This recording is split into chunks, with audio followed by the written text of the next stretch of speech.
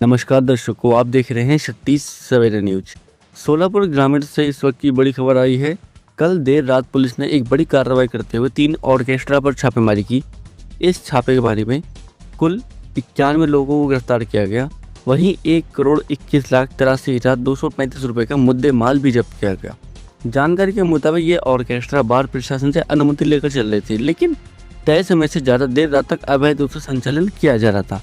इसी शिकायती आधार पर सोलापुर ग्रामीण के पुलिस अधीक्षक अतुल कुलकर्णी के नेतृत्व में टीम ने यह कार्रवाई की।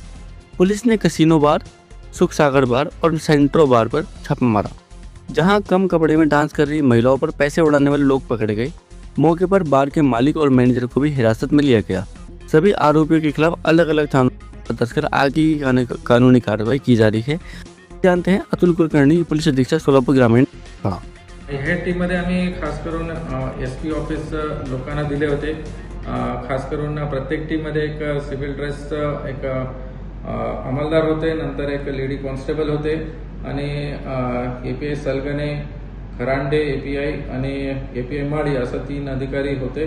आणि ते वेगवेगळ्या ठिकाणी जाऊन पहिले रेकी करून कुठं बारचं एक्झिट आहे, एंट्री कुठं आहे, कुठून पडू शकता, मॅक्झिमम जे आम्हाला तिथे एव्हिडन्स लागतात ते सगळं आम्ही गोळा केले। नंतर रेड पडलं।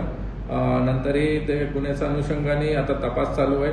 याच्यामध्ये ई-साक्ष असतील, व्हिडिओ पंचनामा हे सगळं केलेले आहे। आणि सगळ्यांना तुमच्या माध्यमातून सांगायचं आहे की सोलापूर ग्रामीणमध्ये इलिगल ॲक्टिव्हिटीज 0 टॉलरन्स पॉलिसी आहे।